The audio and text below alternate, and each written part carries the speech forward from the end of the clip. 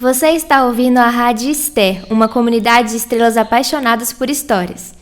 Siga a gente nas redes sociais, @maister.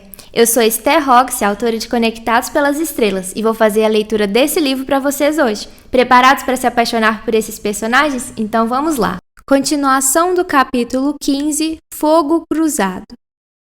Um dossiê sobre o médico foi postado na internet. Lina usou suas habilidades hacker para encobrir o IP da fonte original que fez a denúncia. Espalhou os documentos em fóruns e em páginas diversas, anexando fotos e vídeos que eles obtiveram durante aquele tempo em que estavam investigando seus passos. A opinião pública rapidamente condenou o comportamento abominável do Dr. Khan e dos demais médicos que atendiam na clínica dele. Apesar de já ter encontrado a escuta em seu consultório, Dr. Khan se surpreendeu com os tipos de declaração que haviam sido expostas. Tudo indicava que ele só havia encontrado a ponta do iceberg e que Lina havia espalhado ouvidos por todos os cantos que ele frequentava. Procuradores não perderam tempo de abrir um processo contra a clínica do Dr. Khan e apreender tudo o que estava lá para fazerem uma investigação completa. A gerente e o idol tinham esperança de que o frasco com o medicamento fosse apreendido e analisado. Com o mandato, o frasco poderia servir como uma prova concreta que exporia o esquema completo que envolvia a Kisso, o fornecedor da substância e a farmácia. Lina e Minseok deveriam comemorar. O plano deles estava sendo executado com perfeição. Em breve, eles conseguiriam relacionar a Kisso àquela confusão.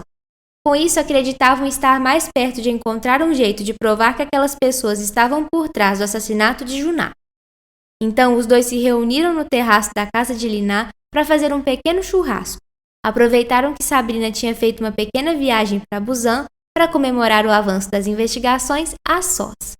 Lina continuava utilizando o disfarce de Harim para confundir os olhares fofoqueiros, enquanto apenas Minseok conseguia vê-la normalmente.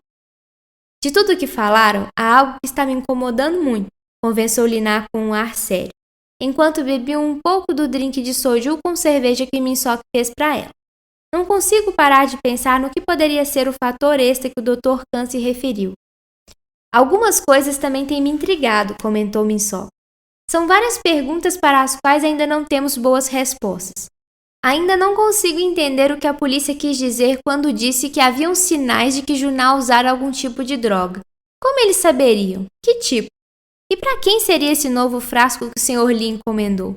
Fico me perguntando se já chegaram a usá-lo, já que isso não apareceu em nenhuma das escutas ou das câmeras que instalamos. Do topo do prédio vizinho, um vulto disparou um dardo em direção aos dois.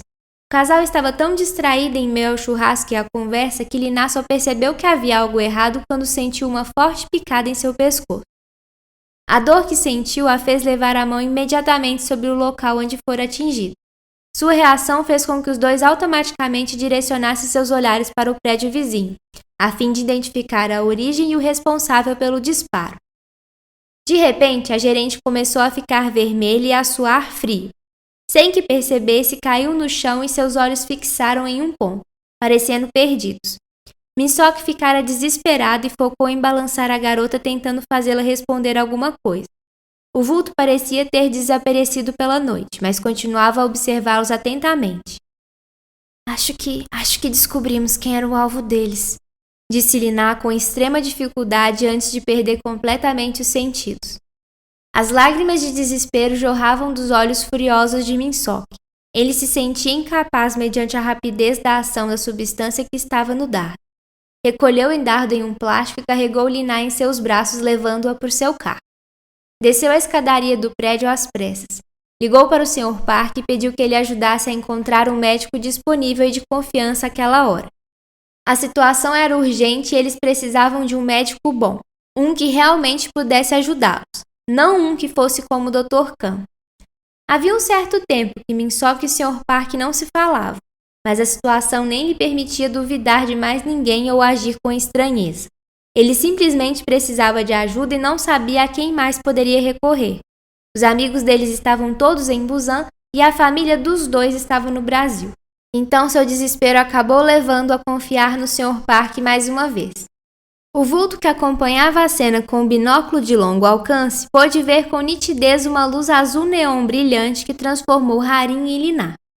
A luz emanou do corpo dela assim que Minsoca a colocou no banco do passageiro de seu carro e passou o cinto de segurança por seu corpo. Lina deu uma tossida e abriu os olhos lentamente. Ainda estava muito pálida e seus lábios estavam arroxeados. O brilho azul permaneceu vibrante como se fosse a exposição de sua aura.